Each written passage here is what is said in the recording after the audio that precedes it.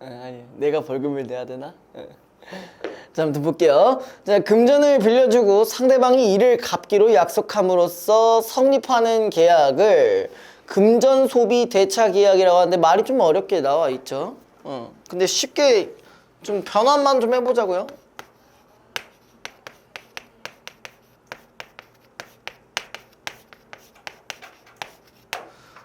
자, 이 대차라는 말이 일단 뭔지 아세요? 대차? 바꿔주는 거 아니에요? 바꿔줘요? 뭘로 바꿔줘요? 제가 약간 교환 이런 거 아니에요? 뭐 비스무리하긴 하죠. 대신 근데 여기서는 그게 아니라 대신 차용이라고 생각하시면 돼요. 대신 차용. 그러니까 대신 빌려준다. 뭐 어려운 얘기가 아니잖아. 일단 여기서도 금전을 빌려주고 상대방이 이를 갚기로 약속을 했잖아요. 대신 빌려주고 그런 걸 우리가 금전 소비 대차 계약이라고 하는데 이 계약에 따라 채무자가 채권자에게 빌린 돈을 갚는 것을 변제라고 한다. 그렇죠? 우리가 돈 갚는 걸 변제라고 한번 보시면 됩니다. 채무자가 한 채권자에 대해 같은 목적의 여러 채무를 갖거나 원금 외에 이자나 변제에 드는 비용을 지급해야 하거나 여러 가지가 있죠. 그렇죠? 갚는 행위로 채무 전부를 소멸하게 하는데 부족한 경우 어느 채무를 먼저 갚을지 정해야 한다. 자, 만약 채무자가 채권자에게 여러 채무를 가진 상황에서 돈을 한꺼번에 다 갚을 수 없다면 어떻게 해야 될까라는 게 이제 뭐예요? 일종의 뭘 따지는 거예요, 이제부터? 우선순위를 따지는 거죠. 그죠? 자, 일단은 지금 채권자와 채무자의 합의가 있다면 이에 따라 돈을 특정 채무의 변제에 충당해야 할 것이다. 자, 근데 합의가 없고 채권자와 채무자 모두 의사를 표시하지 않을 경우 이제 앞으로 나오는 경우 자, 여러분들이 보면 알겠지만 채권자와 채무자의 합의가 있는 경우에는 자, 요게 있는 경우에는 어쨌든 간에 뭘 먼저 갚아도 상관없어요. 여기서 정하면 끝이니까. 근데 그런 게 없는 경우, 어떤 경우? 의사가 서로 없는 경우에 이제 그때 이제 법률로서 따질 수 있는 게 있다. 이 법률이 정하는 어떠한 기준이 존재한다. 뭐 여기 얘기했죠. 그죠? 자, 법률 규정에 따르면은 첫 번째 기준이 일단 있었네요. 첫 번째 기준. 이행기가 도래하지 않은 채무와 도래한 채무 중 도래한 채무의 변제에 돈을 충당한다 라고 했어요. 자, 도래한 채무가 먼저 우선해야 됩니다. 자, 예를 들어 갚기로 한 날이 도래하지 않은 채무와 갚아야 할 날이 지난 채무가 하나씩 있다면은 후자에 먼저 돈을 충당하는 것이다. 당연한 얘기 아니냐? 그쵸? 여러분들이 1년 내일 갚아야 되는 돈과 일주일 뒤에 갚아야 되는 돈, 여러분들이 합리적으로 생각해도 내일 갚아야 되지 않을까? 내일 거 먼저 갚아야 되잖아. 그죠? 내일 갚아야 되는데 내일 안 갚으면 어떻게 돼? 뒤두드려 맞는 거죠, 이제 이렇게.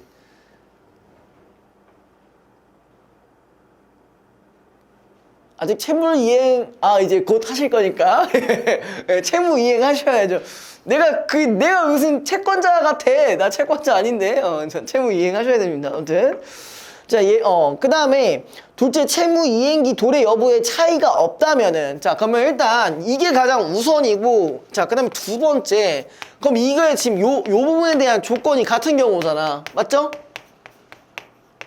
이건 상관이 없는 경우에 또 두 번째로 따져야 될 기준이라는 거죠. 그죠? 자, 요거 같은 경우는 즉 모든 채무의 이행기가 도래했거나 도래하지 않았다면 채무자에게 이익이 큰 채무의 변제에 돈을 먼저 충당한다. 자, 일단 이런 말이 있긴 하네요. 채무자에게 이익이 큰 거래요. 이게 뭔 말일까요? 이게 무슨 말일 것 같아요? 채무자에게 이익이 크다는 얘기는 결론적으로 뭐라고?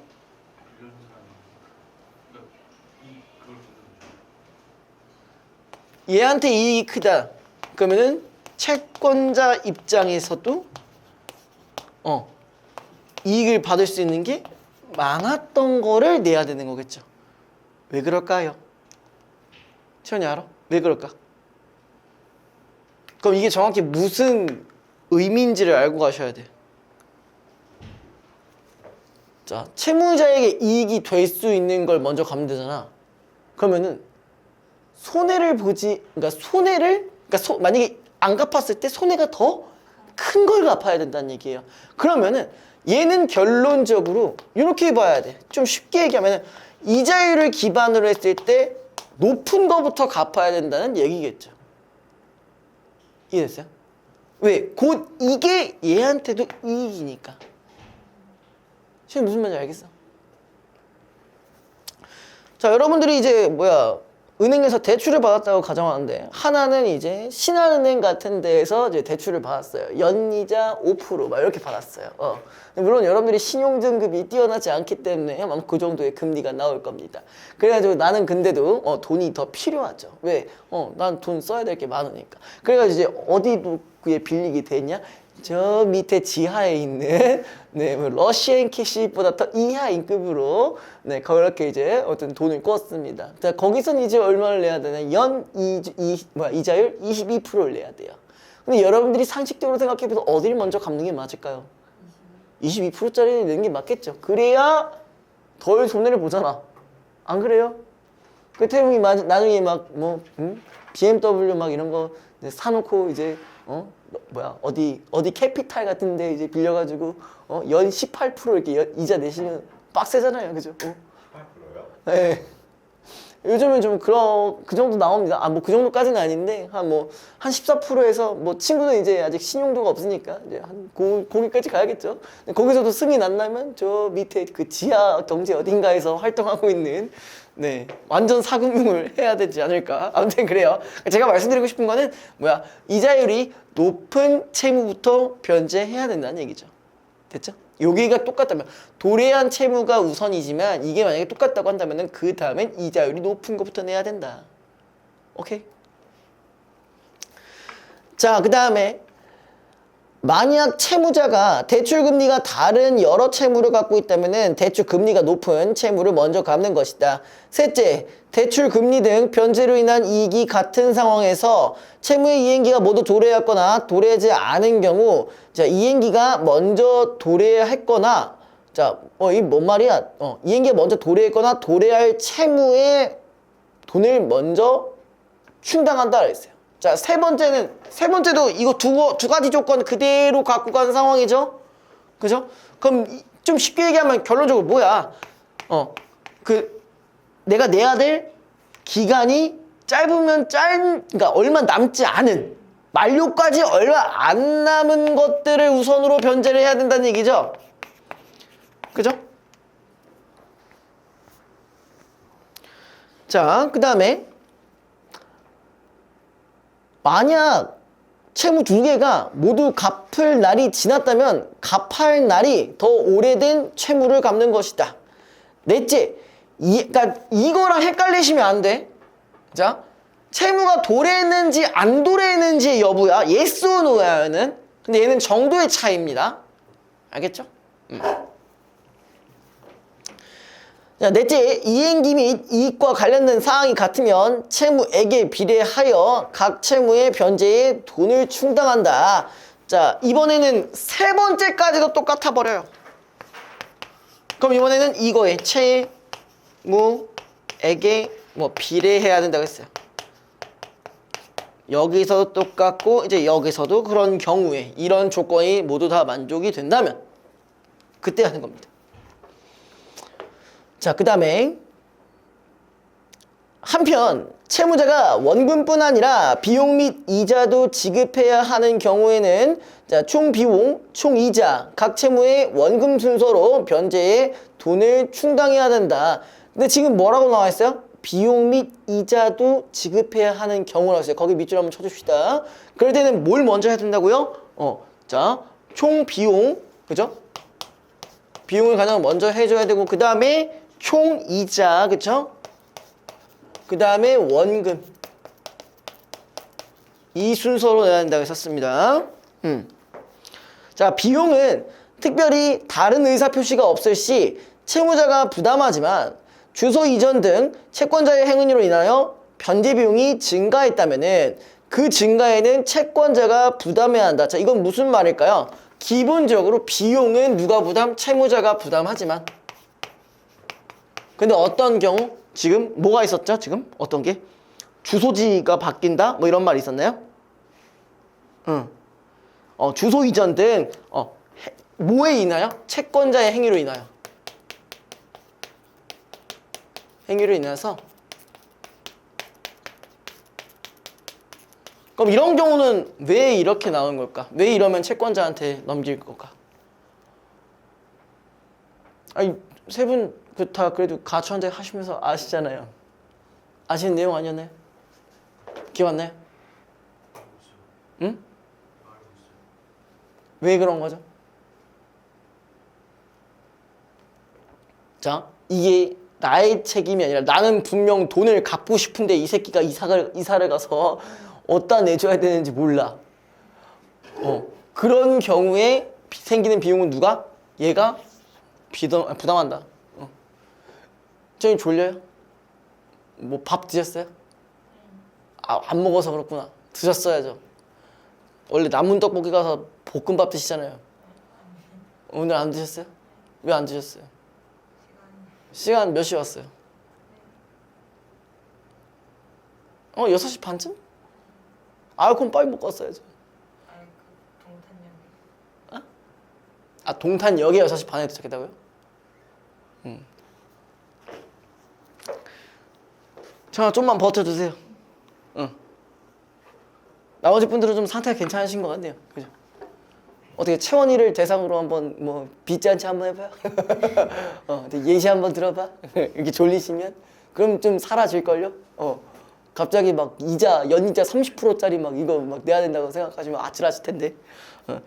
자, 아무튼 간에, 또한 금전에 대한 채무의 변제는 채권자의 현 주소에서 해야 하고, 자, 변제 동그라미 쳐주시고, 현 주소에서 해야 된대요. 자, 회사에 대한 물건 공급 등 영업에 관한 채무의 변제는 채권자의 한 영업소에서, 현 영업소에서 해야 한다. 그러니까 얘가요, 뭐 주소 이전이라는 어떤 이슈가 나왔었는데, 그러니까 현 살고 있는 부분, 그지?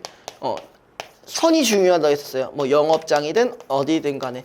근데 있잖아요, 우리가 채무라는 게 반드시 내가 뭐 돈을 빌려서 갚아야 되는 항상 그런 것만이 채무가 아닙니다. 이런 것도 채무가 될 수 있어요. 어떤 경우일까? 방금 같은 경우. 자, 내가 이제 채원이가 A라는 회사를 운영하고 있어요. 네. 근데 이제 C라는 회사한테 이제 뭘 받아야 돼? 뭐 자동차 부품을 받아야 돼. 그냥 왜 GV80 만들 거라서. 그럴 건데, 자, 그래가지고 이제 C랑 계약을 했어요. 내일까지 요 부품을 받기로 했는데, 그런데 이렇게 되는 경우에도 채무는 누가 갖고 있는 거예요? C가 갖고 있는 거죠. 꼭 돈을 빌려서만 생기는 게 채무가 아닙니다. 어떻게 보면 저도 여러분들한테 채무가 있을 수 있어요. 예를 들어 어떤 채무? 그 수업에 대한 채무. 그 다음에 이런 자료를 제공해야 되는 것들도 어쨌든 제가 여러분들과의 일종의 뭐 계약을 대놓고 하진 않았지만 어쨌든 일종의 채무라고 볼 수가 있는 거죠. 그럼 여러분들이 클리닉 오실 때 시험을 보게 하는 그것도 제공하는 것도, 그거에 같이 자리를 마련하는 것도, 그것도 저에 대한 제가 채무를 갖고 있는 거죠. 이해되셨어요? 여러분들 어떻게 보면 채권자야. 빚 내놔! 돈 내놔까지 아니에요. 잘로 내놔! 할 수 있는 거예요. 네. 그런 거라 생각하시면 됩니다. 채무가 반드시 돈일 필요는 없어요. 자, 변제는 채무자가 하는 것이 원칙이다. 그러나 채권자의 입장에서는 제3자에게 변제받아도 상관없을 수 있다. 그러니까 이를테면 이런 거죠. 이제 그 과제집은 제가 직접 주는 거에 원칙이지만 만약에 제가 안 나왔을 경우에 뭐 누구한테 부탁할 수 있어요. 태웅이 없으니까 동균이한테 부탁해가지고 야 태웅이한테 자료 좀 줘. 이렇게도 할 수 있다는 거 상관없다는 얘기잖아요. 이 입장에서는. 그죠? 예컨대 채권자 갑의 입장에서는 빌려준 돈만 받을 수 있다면 돈을 갚는 사람이 채무자인 을이건 제3자이건 병이건 상관없다고 생각할 것이다. 제3자가 대신 변제하면은 제3자가 채무에게 채무의 상환을 요구할 권리를 행사할 수 있기 때문에. 자, 거기 한번 밀쳐보자. 채무의 상환을 요구할 권리를 행사할 수 있다. 자, 이거 뭔지 아세요? 권리금이야? 자, 우리가 어쨌든 채무를 대신 갚아줬잖아, 맞죠? 그럼 일단 뭐가 들어가야 되냐? 변제가 들어가야 돼요.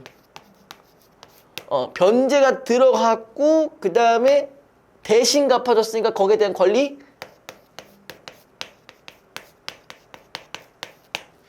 예전에 주간제에서 몇 번 봤을 겁니다. 변제되어 있건 네, 들어보셨죠?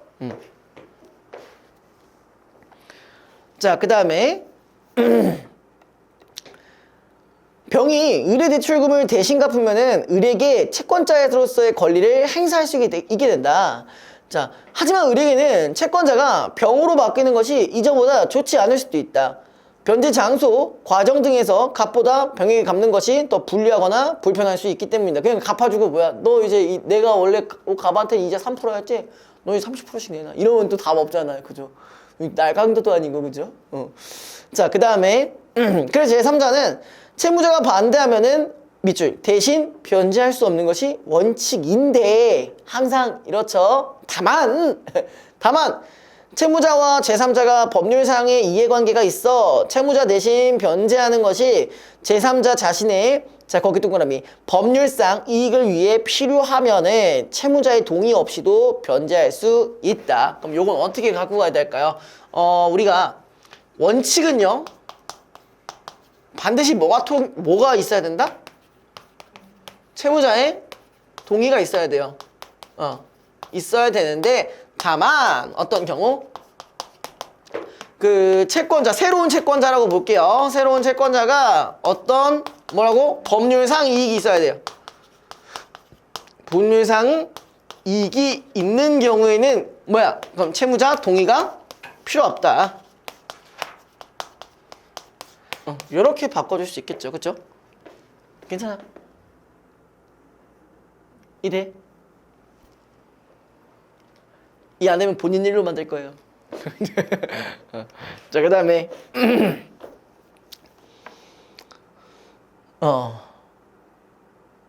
위의 예에서 을이 채무를 갚지 않을 경우 병이 대신 갚기로 세 명이 계약해왔다면은 병의 입장에서는 을의 대출 채무 변제가 늦어져 발생하는 이자를 자신이 부담해야 한다. 이런 상황에서는 을의 채무를 대신 갚는 것이 병에게 더 이익이므로 을의 의사와 상관없이 병이 대신 변제할 수 있다. 그러니까 이런 식으로 계약 조항을 해놨을 때는 그치 좆될 수 있는 거잖아요. 그쵸? 자, 그 다음에 채권자가 아닌 사람을 채권자라고 오인하고 그에게 변제하는 경우가 생길 수도 있다. 가끔 그러니까 이런 거죠. 이제 막 제 계좌에 갑자기 원인 모를 갑자기 2천만 원이 막 들어와. 근데 알고 보니 뭐래? 이거 자기가 잘못 보낸 거래. 근데 그렇다고 해서 이제 다시 보내주면 절대 안 됩니다. 그 돈 세탁일 가능성이 큽니다. 아주. 예. 네.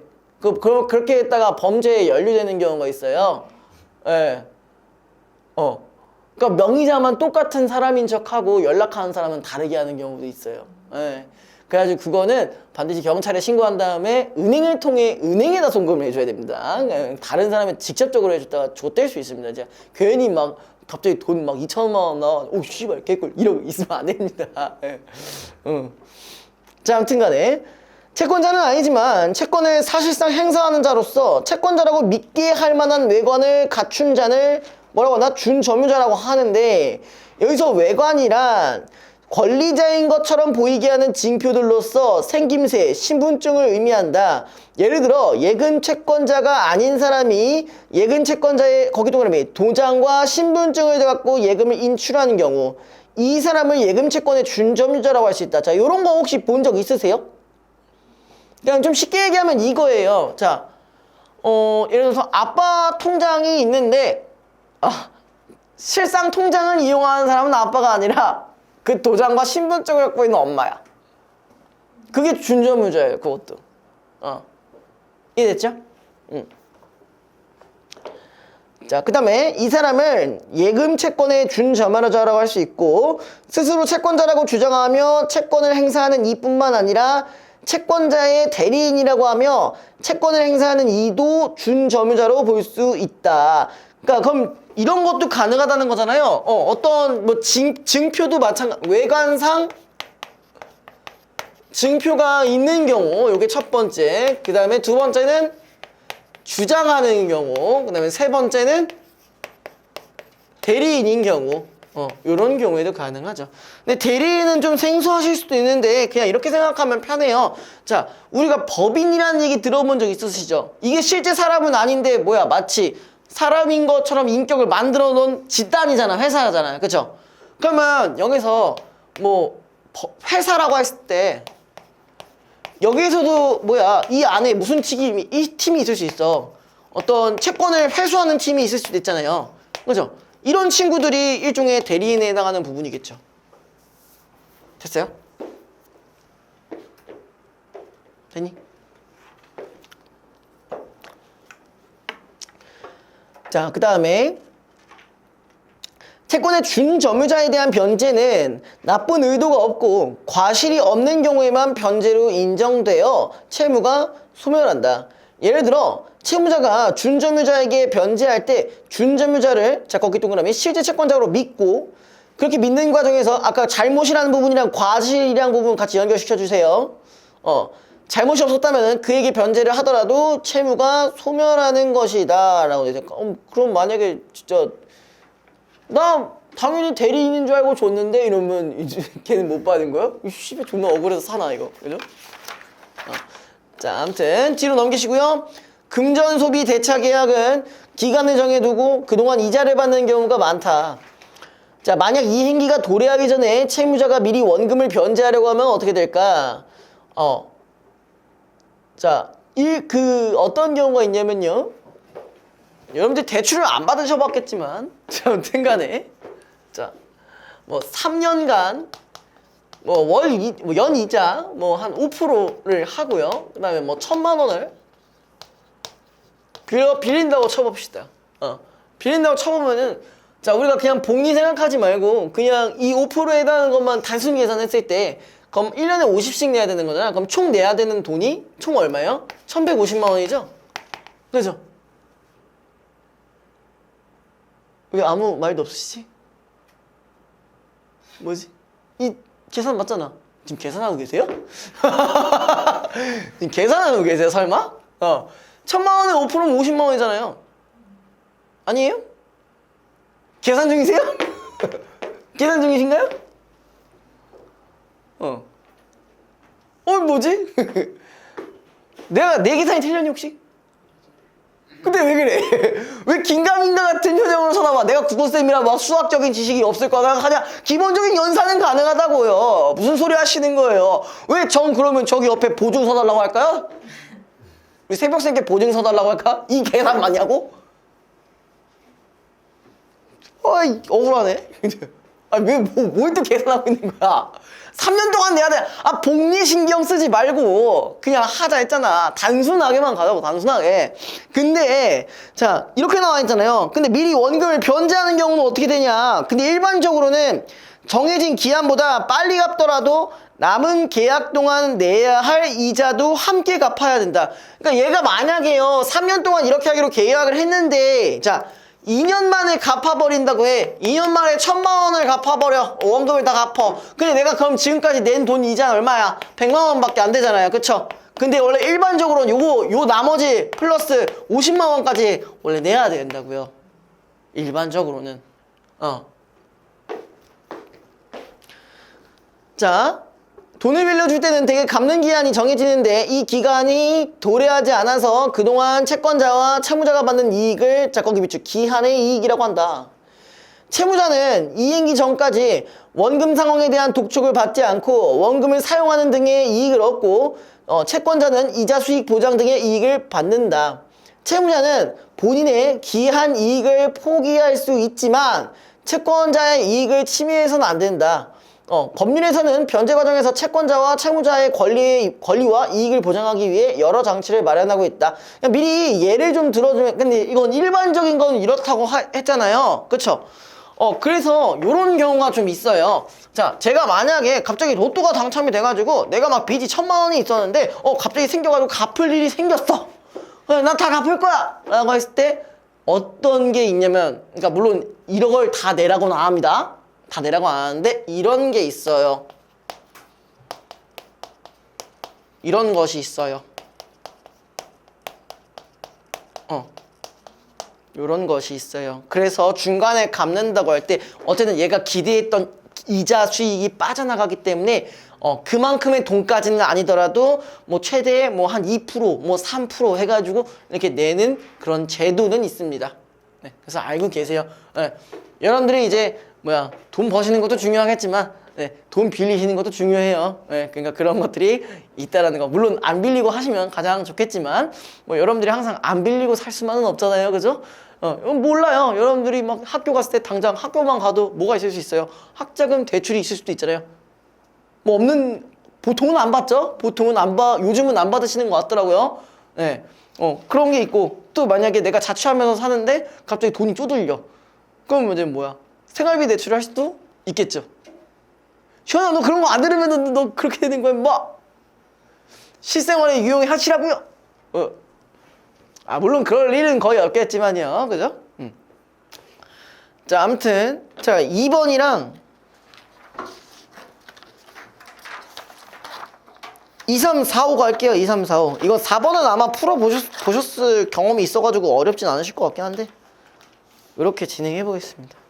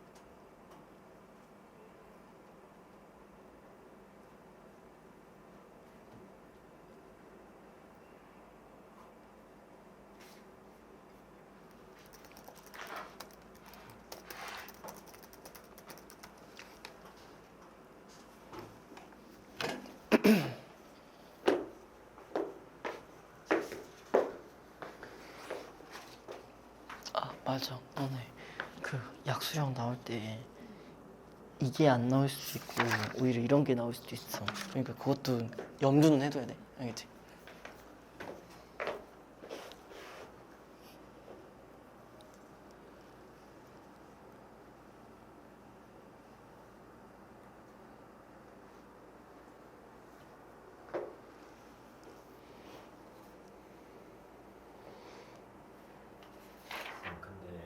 근데 여기는 그 약수령 논술이네요.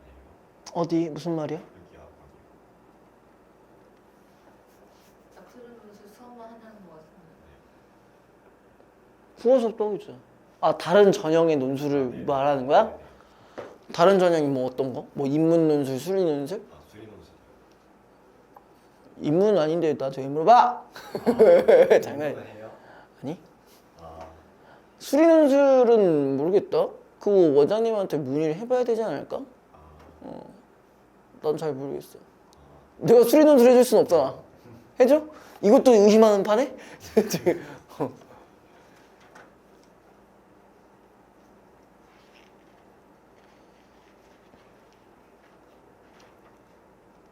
어차피 지금 옆에 계시니까 이따 쉬는 시간에 한번 물어보든가. 아, 네. 친구가 물어봐달라고 해가지고. 음.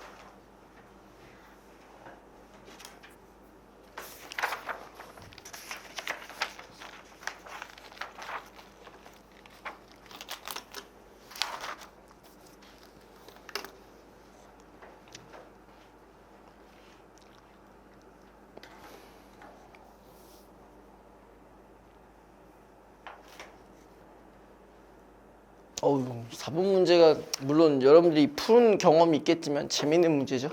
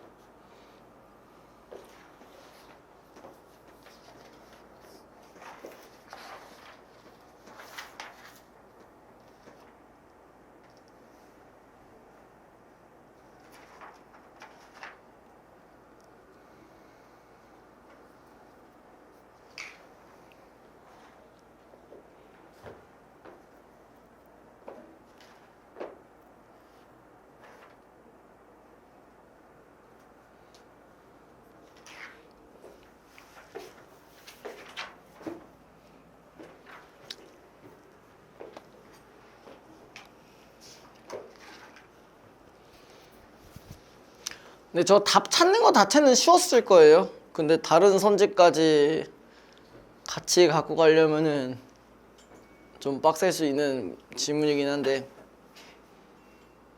자, 제가 시간을 좀 더 드릴 테니까요. 지금 1번, 3번, 4번, 5번에 대한 그 근거까지도 네, 이미 답을 알려드렸죠, 지금. 네, 답은 참고로 2번입니다. 2번인데 1, 3, 4, 5번 부분에서도 거기에 맞는 근거를 찾아주세요. 김동규 씨 교재 있어요, 없어요? 있어요, 다행이네요. 왜 늦었어요? 어? 뭐라고? 뭐라 해가지고?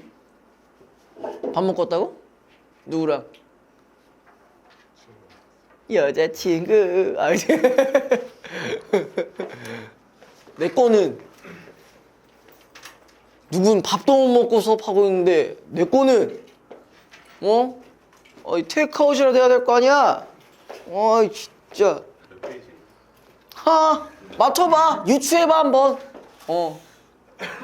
53페이지입니다.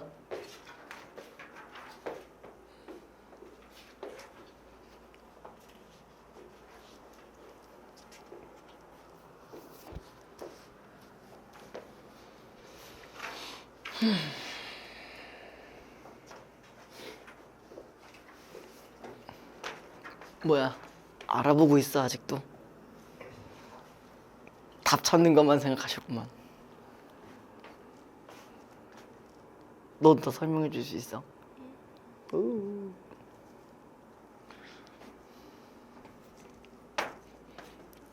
4번 다 했어요. 다른 선지까지 설명해 줄 수 있어요? 그거 하란 얘기였어요.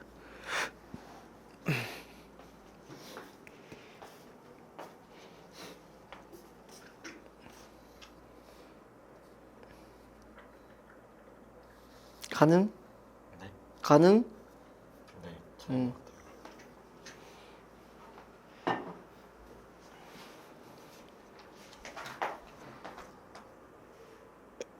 이거 다 할 수 있어요. 알겠어, 알겠어.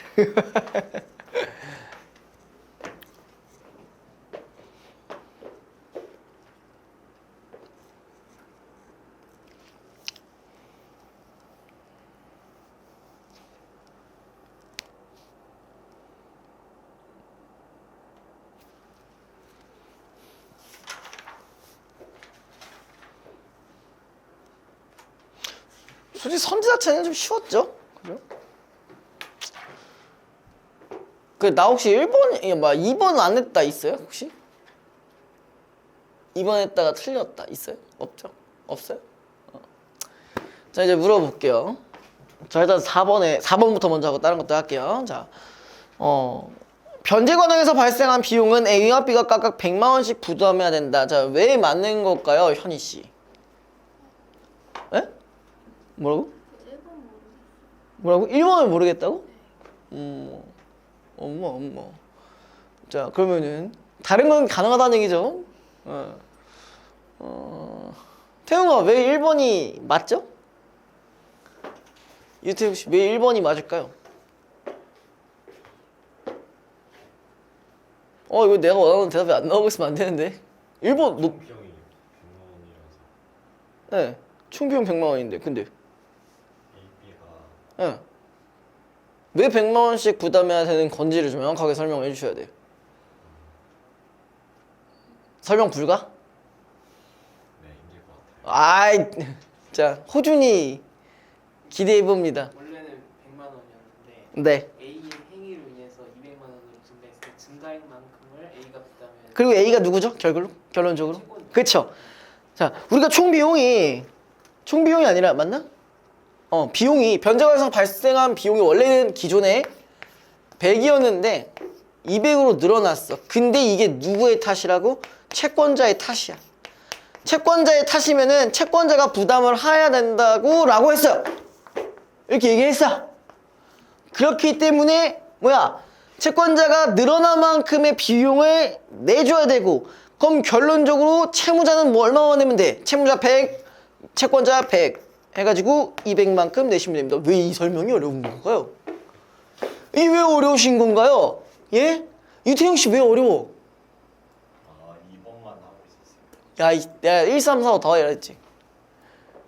자, 2번이 아닌 이유는? 현희 씨, 2번은 얘기할 수 있죠? 2번 할 수 있어 없어? 왜?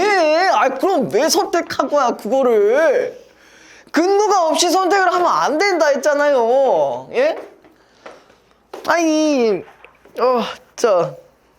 지금 이거랑 비슷한 반응을 보일게. 내가 보기엔 유태웅 씨도 그럴 확률이 좀 커요. 맞죠? 명확히 설명 못 하죠? 근거라도 얘기 못 하죠? 근거요? 예. 어느 포인트에서 근거를 잡았으니까 2번이라는 말이 적절하지 않다. 이 말 어디서 할 수 있어요? 총이자가 1000만 원.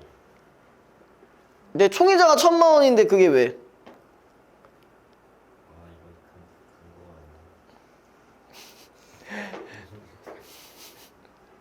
이건 이거 근거 제가 적어드린 거에서 찾을 수 있어요.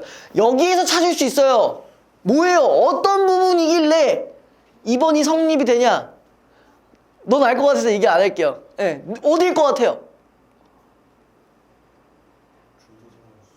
아니 그건 그냥 그 사이드로 얘기한 거예요. 비용이죠. 그래요. 이거잖아요. 이자를 내기 전에 비용부터 내야 될 거 아니에요. 1000만 원을 지금 내래. 그럼 얼마 내야 돼? 비용 200, 일단 그 비용에서 먼저 충당을 하고 나머지 가지고 이자를 내야죠. 네. 요거 설명하는 게 이게 어려운가요? 예. 제가 근거를 항상 찾아달라는 거는, 자, 여러분들 근거를 설명이 잘 어렵다 싶으신 분들은 아마 보통 한 여기까지 갈 거예요. 여기까지 갈 거예요. 그 이상으로 갈 거면은 이 근거가 어디서 나오는지 여러분들이만의 확신이 있어야 돼요. 에? 제가 이건 예전부터 매번 말씀드리던 건데, 이제 이런 식으로 괴롭힐 줄은 몰랐죠, 그죠? 그래. 진작 했어야 되는 생각이 좀 듭니다. 자, 그 다음에 3번. 자, 채무, 이건 솔직히 쉬웠어. 3, 4, 5번은 솔직히 졸라 쉬워서 여러분들 설명해 줄 수 있어. 그쵸? 이현희 씨? 가능하시죠? 네. 자, 3번 채무 4개 중 하나만 갚을 수 있다면 채무 1의 이행기가 도래했으므로 채무 1부터 먼저 변제. 이거 물어볼 필요도 없겠네. 왜? 이거 가장 첫 번째에 있는 이거 기준으로 하는 거잖아요. 그쵸? 이거 솔직히 설명하는데 못하면 좀 화날 뻔했어요. 그래서 그냥 안 물어봤어요. 네, 짜증날 것 같아서. 자, 그 다음에 4번. 자, 이제 4번 얘기해보자. 네, 현이야. 채무 2와 채무 3 중 하나만 갚을 수 있다면 변제할 때 채무자가 얻는 이익이 채무 2가 더 크므로, 맞아? 어떤 것 때문에? 이행기는 같은데 금리는 가만히. 네, 금리가 채무 2가 더 높죠? 그죠? 채무 2를 먼저 변제해준다. 이거에 해당하는 조건이잖아요? 그죠? 자, 그 다음에 그럼 여기서 하나 더 들어야 될 거. 얘는 똑같이 도래한 채무랑 상관이 없는 애들인가요? 도래 안 했잖아, 둘 다. 그런 상황이잖아요. 그죠? 맞죠? 자, 그 다음에 5번. 채무 2와 채무 4 중 하나만 갚을 수 있다면 채무 4가 이행기가 도래하기까지 더 많은 시간이 남았으므로 채무 2를 먼저 변제해야 한다. 그쵸? 자, 그러면요. 여기서 먼저 갚아야 되는 게 뭘까요? 그 시간이 얼마 안 남은 거. 지난 걸 갚아야죠. 도래한 걸, 지난 걸 갚아야지. 얼마 안 남은 거 하면 안 돼요. 1번 먼저 갚아야 되고 그 다음에 뭐 갚아야 돼요? 2번 갚아야 되죠. 그죠? 1년 남은 거 똑같은데 대출금리 5%나 되는 쌉싸른 거. 그 다음에 뭐 먼저 갚아야 될까요? 자, 1번 갚고 2번 갚고 그 다음에 뭐 갚아야 돼? 3번 죽는다. 4번이어서. 4번이어야 되죠. 왜? 이익이 더 우선이야. 아, 나 이 사람들 진짜. 내가 그럴 것 같아서 물어봤다. 3번 왜 나오니? 그지? 이걸 기반으로 갖고 가야 될 거 아니야. 여러분들 여기서 기준 세우시냐고. 이거 기준 세우셔야 된다고. 응? 왜 무지성으로 3번이 왜 나와? 금리를 기반으로 했을 때 우리가 2번 다음에 4번을 갖고 4번 다음에 그러니까 이 이익마저도 똑같을 경우에 그럴 때 이제 갚으셔야죠. 예? 아니 돈 갚을 줄 모르면 어떡해요. 여러분들한테 손해라고. 그래 예를 들어서 3을 먼저 갚았다 진짜 님 그러면 아무것도 안 하고 금리 2%를 더 내셔야 돼요. 존나 돈 아깝지 않아요? 이거 막 지금 돈 단위가 얼마 안 돼 보이니까 그렇게 볼 수 있는데 만약에 1억이라고 가정을 해봐. 1억에서 만약에 3% 내면 얼마예요? 1억에서 3%면은 300만 원인가요? 그 정도잖아요. 야 200이 날아가는 거예요 여러분들. 막상 피부로 와 닿으셔야 느끼시는 거예요? 200 더 낼래요? 액땜했다고. 액땜했다 진짜 아이씨. 몇년 그랬죠? 인생 경험을 꼭 그렇게 해야 될 필요는 없잖아요. 그쵸? 이런 거 우리가 기준을 삼았다 했을 때 이런 기준을 삼았다고 했을 때 요거에 관련해서 이렇게 맞춰주셔야지.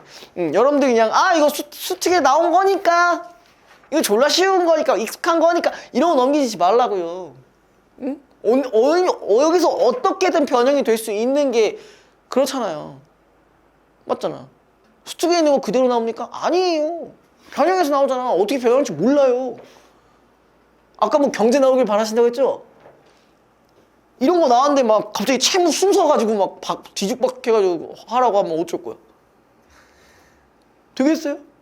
그럼 만약에 선지 중에 이제 막 이거야. 뭐 어떤 조건이 뭐 도래해야하니 예를 들어서 도래하니 1번부터 3번까지야. 도래하지 않으니 4번부터 5번까지야. 뭐 이런 문제도 나올 수 있잖아요. 어떻게 하실 거예요? 자, 그 다음에 다시 돌아가 볼게요. 어디 2번이었나요? 2번 문제. 자, 기억의 이유로 적절한 것은 이건 솔직히 찾기 쉬웠죠? 찾기 쉬웠는데 어디서 찾았냐 이거지. 정해진 기한보다 빨리 갚더라도 남은 계약 기간 동안 내야 할 이자도 함께 내야 한다. 근데 그거랑 관련된 근거 부분이 어디 있어요? 5번이요? 2번에 1번이요. 2번에 1번이요. 요거 어디서 찾을 수 있어요? 맨 마지막 문단에 존재합니다. 뭘까요? 그 기간의 이익. 네? 채권자 이익을 지면 맞아요. 채권자의 이익을 침해해서는 안 된다. 그러니까 밑에서 두 번째 줄 보시면 채무자는 본인의 기한 이익을 포기할 수 있지만 채권자의 이익을 침해해서는 안 되기 때문이죠. 그렇죠? 그걸 이렇게 찾아보시는 연습을 계속 하셔야 되는데 해도 모르시는 것 같아. 난감합니다. 자, 그 다음에 3번 볼게요. 자, 3번은 혹시 정답이 몇 번이라 하셨죠? 이거 1번, 2번이라 하신 분 손? 하나, 둘, 셋, 없어? 우리 현희 씨, 잠깐만, 2번 아니에요? 물어보는 거야. 2번이라 안 하셨어요? 오케이. 시연이도 했어. 눈 내려줘도 돼. 자, 일단 2번인 이유. 2번이 적절하지 않은 이유. 자, 일단 2번. 예금 채권자의 대리인이라고 거기 떠나면 주장하였으므로 그에게 예금을 인출해 준 것은 준 점유자에 대한 변제로 볼 수 있다. 볼 수 없다라고 되어 있습니다. 그게 틀렸어요. 변제됐다고 볼 수 있죠. 왜? 외관증표. 이거 봐요. 두 번째, 주장. 내가 그렇다. 주장. 얘는 다 인정이 된다 했었습니다. 근데 그냥 사례만 놓고 봤을 때 주장하면 갚으면 이게 되냐? 이렇게 생각하신 거 아니에요? 본인의 생각을 버리세요. 여기서 기준을 잡아주잖아. 그죠? 자, 여러분들이 진짜 특히 국어 올리시려면은 여러분들이 정말 주의해야 될 게 뭐냐면 본인만의 생각, 본인만의 관점을 진짜 버리셔야 돼요. 뭐 이제 와서 이렇게 말하면은 고치기가 쉽지는 않겠지만 제가 옛날부터 강조했던 포인트긴 해요. 솔직히 말해서. 자, 어쨌든 얘는 그렇게 볼 수 있고 4번 봐볼까요? 보험회사의 직원을 속이고 보험금을 지급받은 B는 보험 채권자의 중점유라고 할 수 있다. 그 닮았다라는 부분 때문에 그런 거잖아. 그죠? 닮은 게요. 외관도 있었잖아요. 그쵸? 어디서 현이 닮은 친구가 하나 와가지고요. 현이 대신 대출을 받아봐도 그래도 답이 없습니다. 예, 이해됐죠? 물론 누구의 과실은 있어요? 보험회사 직원의 과실이 있죠. 근데 얘는 그게 뭐예요? 준점유자에 대한 변제라고 말한 선지가 아니기 때문에 4번은 맞는 선지입니다. 자, 그 다음에 5번 문맥상 A의 의미와 가장 가까운 것은 여러분들이 이거 의외로 많이 틀리시는 거 아니야? A가 뭐였냐? A가 이거 다음 거에 있나 봐요. 마지막 부분에 있나? 이익을 얻는다라는 말이 있네요. 원금을 사용하는 등의 이익을 얻는다. 이게 얻는다라는 게 정확히 뭘까요? 어떤 일종의 권리 이런 거겠죠, 그쵸? 그리고 적어도 물리적인 건 아닐 거예요, 그쵸? 그래서 1번이 정답이고요. 혹시 다른 선택하신 분 있습니까? 또야? 너 아니야? 괜찮아? 1번은 안 했어요. 예. 그리고 일단 얘의 의미가 이제 이익을 얻었다라는 건데 혹시 3번이라고 하진 않았겠죠? 대출이죠, 저거는. 손해입니다. 네. 또 됐나요, 여기까지? 자, 일단 여기까지 하시고 좀 이따가 진행할게요. 오늘은 20분에 진행할게요. 네, 15분 정도만 쉬었다가 진행하겠습니다. 그래서 중간에 한 번 더 해가지고 그렇게 진행할게요. 예. 아이고. 5번 1번이요. 아까 1번이라 얘기했는데. 그래도 보고 넘어가는 게 좀 낫겠죠. 예. 자, 시인은 작품을 통해 우리 삶에 대해 노래하는데 그 안에는 인생의 법칙이나 자연의 섭리와도 같은 것들이 담겨 있다. 자, 그럼 이 얘기는요. 자, 어떤 특정 대상이 어떤 인생의 의미랑 연결이 된다는 얘기네요. 그죠? 그 다음에 예를 들어 안정된 상태가 해체되며 헤어짐과 같은 불안정한 상태로 변하고 하필 또 왜 이런 말이 나오냐? 그죠? 이러한 불안정한 상태를 거치면서 새로운 만남이나 삶의 성숙으로 나아간다는 것을 보여주는 것이다. 이건 너무 일반적이죠. 그쵸? 맞죠? 잘 만나다가 헤어지고 그 다음에 성숙해서 다른 사랑을 하는 거, 뭐 그죠? 여러분들 많이 안 겪어보실 수도 있는데, 그렇습니다. 화이팅! 난 전 남친, 전 여친도 없었다 있어요, 혹시? 없으시죠? 김동균은 없다고 하면 안 되지. 없으시죠? 그래도 여러분들이 저보다 낫다니까요? 저는 20살 때까지 연애 연자도 안 해봤다니까? 그 정도면 괜찮은 거 아니야? 여러분들 그래도 전 남친은 있잖아. 전 여친 있을 거 아니야? 전 남친? 네, 전 남친? 지금 몇 쪽이에요? 네, 57페이지요! 아까도 얘기했잖아요! 아, 네. 이러한 삶의 모습을 보여주면서 성숙을 위해 겪을 수 있는 불안정한 상태나 고통의 순간들을 견딜 수 있는 힘을 독자에게 주고자 하는 거죠. 사실 여기서 보기는 그러게 갖고 갈 거는 없었네요. 자, 그러면은 그릇부터 한번 볼게요. 요거 아마 제가 나가지는 않았던 것 같거든요. 그죠? 안 나갔는데 여러분들이 문제를 몇 번 풀어봤을 거예요. 그쵸? 그래서 요거 한번 나가볼게요. 자, 일단 그릇이라는 대상 자체는 일단 완전하죠. 안정하고, 그죠? 안정스러운 상태예요. 그죠? 자, 깨진 그릇은 칼날이 된다. 자, 이러한 안정적인 부분이 무너지면 뭐가 된대요? 날카로운 어떤 속성으로 생성이 된다는 거네요. 그쵸? 맞죠? 자, 여러분들이 그릇 혹시 깨먹은 적 있으세요? 뭐 한 번쯤은 있겠죠. 그쵸? 근데 이제 일반적인 그릇은 깨지면 그냥 바로 이렇게 몇 조각으로 아작나고 끝나잖아요. 근데 가끔 그런 게 있어요. 진짜 잘게 조각 나는 경우가 있어요. 그 어떤 거예요? 코펠 같은 코레 같은 그 엄청 그 단단한 그 접시 있잖아요. 그냥 방탄유리랑 비슷하게 생각하시면 돼요. 예. 방탄유리도 한 번에 안 깨지는데 깨지면 완전 와자작 진짜 완전 미세하게 깨져버리거든요. 완전 미세한 조각으로. 아무튼 뭐 내가 이 얘기 왜 하는지 모르겠는데 아무튼 자, 이게 깨진 그릇 상태를 얘기하고 그 다음에 절제와 균형의 중심에서 빗나간 힘. 자, 이건 이 얘기는 뭐예요? 아까 절제와 균형의 중심이라는 건 안정적이었던 게 뭐야? 빗나가 버렸대. 그죠? 부서진 원은 모를 세우고, 자, 부서진 원, 깨진 그릇을 지칭하는 것일 거고, 그죠? 그 다음에 이성의 차가운 눈을 뜨게 된다. 그럼 내가 이 날카로운 거를 지금, 날카로운 톡성이 생겼고, 그 다음에 이걸 뭐랑 연결시킬 수 있냐? 이성의 차가운 눈이겠죠? 우리 여러분들이 이런 거 은근히 잘 모르시더라고요. 은근히. 자, 이거 감각적이죠? 이거 잘 못 찾더라고요. 감각적. 은근히 잘 못 찾으시더라고요. 그러니까 어쨌든 간에 지금 이 헤어졌다라는 얘기는 헤어지고 나서 끝나면 어떻게 된다는 거예요? 다른 무엇인가 생각을 한 번 더 하게 된다는 얘기죠. 그죠? 보통 이걸 다른 말로 뭐 각성이라고도 얘기를 하죠.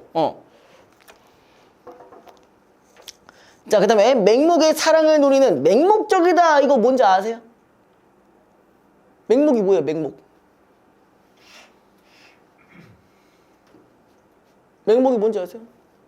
당신이 하는 거? 야, 맹목이라는 게 뭔데? 맹목 아세요? 처음 들어봐요? 맹목적이다. 에?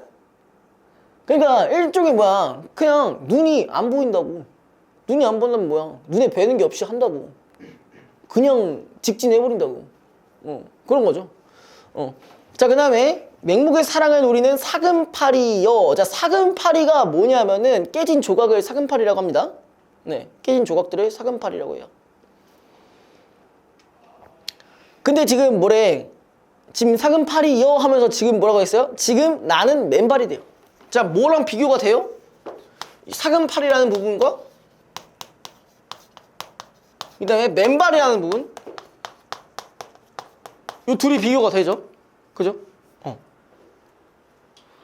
자, 베어지기를 기다리는 살이다. 그래서 이 맨발이 왜 베어지길 바라는 거냐? 뭐 하고 싶은 거예요? 이런 사금팔이라는 걸 통해서 뭘 하고 싶은 거야? 성장을 할 각오가 되어 있다는 얘기죠. 그죠? 이해됐어요, 여기까지? 그래서 그 밑에 이런 말이 동반이 되어 있습니다. 상처 깊숙이서 성숙하는 혼. 그러니까 내가 상처가 생기면 뭐야? 성숙해진다. 상처가 생기면 성숙해진다. 이 부분 연결시키면 되고요. 자, 그래서 깨진 그릇은 칼날이 된다라고 일단 되어 있는데 이것도 뭐야? 수미상관 있죠? 그죠? 19의 반복, 그죠? 자, 무엇이나 깨진 것은 칼이 된다. 그러니까 어쨌든 안정적인 게 이제 빠지게 된다. 이런 부분에서 이제 벗어나게 된다면은 좀 더 성장하게 되는 어떤 계기가 생길 수 있다라는 거죠. 근데 이게 해석하는 이제 관점들이 이렇게 해석하는 경우도 있지만 이거 같은 경우는 지금 어떤 사정적인 어떤 정보가 없기 때문에 여러분들이 그냥 이렇게로 해석이 가능한 거잖아요. 그쵸? 그리고 이제 보기에서 어느 정도 이제 관점을 이렇게 해석해 놨기에 그래서 이제 이렇게 지금 해석을 할 수 있었는데 또 다른 해석 쪽으로는 제가 봤을 때 뭐가 있었냐면은 요게 이제 뭐 1960년대 70년대에 해당하는 또 독재 정권이라고 연결돼서 해석하는 경우도 있더라고요. 그거 적으실 필요는 없어요. 그거에 적으실 필요는 없고요. 어차피 우리가 수특이랑 수완에 있는 걸 기반으로 하기 때문에 보기에서는 요렇게 해석하기로 관점을 내놨고 그 정도로만 해석하시면 됩니다. 네. 자, 그 다음에 제가 그 말을 하는 이유가 사실 그 뒤에 있는 작자도 마찬가지라서 그래요. 예. 우리가 이것도 다르게 생각해보면 할 수 있어요. 시설? 꽃피는 시설이 뭐야? 수목원이야? 뭐야? 자, 있네. 그건 걔가 아니구나. 걔는 이성부구나. 제가 잠깐 헷갈렸네요. 그럴 수 있죠. 자, 아무튼 꽃피는 시절 한번 볼게요. 근데 얘가 꽃피는 시절인데 꽃이 피기까지의 어떤 속성이 들어갈까? 이렇게 하기 어려우시면 지금 내용이랑 한번 연결을 한번 해보자고요. 자, 멀리 있어도 나는 당신을 압니다. 자, 일단 나는 지금 화자가 먼저 존재했고요. 당신을 안다라는 게 과연 뭘까요? 이 당신 누굴까요? 꽃으로 변환시켜주면 되죠. 그죠? 나는 꽃을 압니다. 그죠? 자, 그 다음에 귀먹고 눈먼 당신은 추운 땅속을 헤매다가 누군가의 입계에서 잔잔한 웃음이 되려 하셨지요. 자, 그럼 이게 꽃이 생겨나는 그 과정을 얘기하는 거예요. 그쵸? 그래서 처음에 이렇게 나와있어요. 귀먹고 눈먼 당신은 추운 땅속을 헤매다. 그럼 그때 당시에 이 꽃이란 친구는 뭐가 되었을 때요? 씨앗이 되었을 때죠. 그쵸? 그쵸? 근데 이렇게 돼서 나중에 누군가의 입가에서 잔잔한 웃음이 되려 한다는 건 뭐예요? 이거는 이제 꽃으로 변환한다는 얘기죠. 이거에 관련돼서 지금 잔잔한 웃음과 연결시킬 수 있고요. 이렇게 연결되시나요? 자, 그 다음에 부르지 않아도 당신 옵니다. 자, 왜 그런 거예요? 부르지 않아도 오는 이유? 꽃이 피는 게 뭐야? 자연현상이잖아요. 그죠? 자연현상이고 뭐기 때문에? 생명의 순환 과정이기 때문에 그래서 부르지 않아도 당신은 옵니다 라는 부분을 연결시킬 수가 있는 거죠. 어차피 뭘 안 해도 무조건 꽃은 온다는 얘기잖아. 그죠? 자, 생각지 않아도 꿈꾸지 않아도 당신은 옵니다. 당신이 올 때면 먼발치 마른 흙더미도 고개를 듭니다. 그러면서 지금 당신은 지금 내 안에 있습니다. 자, 여기서 이 나가 뭘로 해석을 할 수 있겠니? 꽃이 피는 거니까 그냥 꽃보다는 약간 나무 속에서 피는 꽃으로 보시면 돼요. 여러분 좀 이해되세요? 그럼 나는 일단 여기서 나무 정도로 생각해 주시면 됩니다. 자, 그래서 당신은 나를 알지 못하고 나를 벗고 싶어 몸부림하지만 그치, 가지에서 뚫고 나오는 게 꽃이니까 이렇게 연결 가능하시죠? 내게서 당신이 떠나갈 때면은 내 목은 갈라지고 실핏줄 터지고 내 눈 내 귀 거덜난 몸뚱이 갈갈이 찢어지고 일단 넘기지 마시고 그냥 여기서 바로 필기 좀 할게요. 자, 내게서 당신이 떠나갈 때라는 거는 뭐야? 꽃이 어떻게 된다는 얘기예요? 피는 그 상황인 거죠? 그쵸? 그리고 얘가 뭐 내목은 갈라지고 실핏줄 터지고는 사실 일단 뭐야 가지에 해당하는 역할인데 이걸 마치 뭘로 표현한 거예요? 의인화로 표현을 했죠. 그쵸? 애초에 나무를 나라고 하는 그 순간부터 이미 의인화가 들어간 겁니다. 그죠? 자, 그 다음에 나는 울고 싶고 웃고 싶고 토하고 싶고 벌컥벌컥 물사발 들이키고 싶고 길길이 날뛰며 절편보다 희고 고운 당신을 잎잎이 뱉어낼 테지만 그냥 뭐야 자연현상과 딱 연결이 가능하죠. 그죠? 그 다음에 부서지고 무너지며 당신을 보낼 일 아득합니다. 굳은 살가죽에 불 댕길 일 막막합니다. 불탄 살가죽 뚫고 다시 태어난 일 꿈 같습니다. 이건 뭐야? 아직까지 이 행위가 이루어진 거예요? 안 이루어진 거예요? 이 부분 통해서 알 수가 있는 거예요. 이루어지지 않은 상황이야 아직. 아직 안 했어. 지금 꽃을 품고 있는 상황인 거야. 그래서 밑에 뭐라고 했어요? 지금 당신은 내 안에 있지만 아직 꽃이 피지 않았지만 나는 당신을 어떻게 보내드려야 할지 모르겠습니다. 됐죠? 아직까지 안 나왔으니까. 자, 조망만한 손으로 버스에 내 가슴 쥐어뜯으며 발구르는 당신 이러면서 명사형으로 시상이 종결되고 있네요. 자, 근데 여기서 단순히 자연현상으로 보지 말고 이제 인생과 인간의 어떤 인생과 연결을 시킨다면 사실 뭐랑 연결시킬 수 있어요? 사랑과도 연결시킬 수가 있는 거죠. 그쵸? 맞죠? 어떤 사랑? 어떤 사랑이죠? 사랑 중에서도 여러 가지가 있을 거 아닙니까? 희생하는 사랑이죠. 희생하는 사랑. 그렇죠? 근데 그로 인해서 내가 만약에 희생을 좀 당했어요. 그러면 그 다음에 더 성숙해질 수 있는 계기가 되는 거겠죠. 물론 여러분들이 뭐 상처를 받는다라고 한다면은 보통 그 다음에 안 하는 경우도 있지만 그 다음에 더 괜찮은 사람을 만나기 위한 초석이 될 수도 있어요.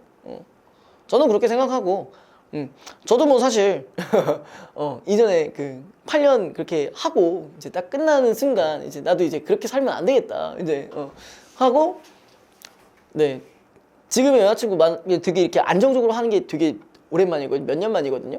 근데 이제 그 되기 전까지 저도 무수히 많은 과정들을 이제 거쳐가는데 안 믿겨져요 이것도? 안 믿겨져요?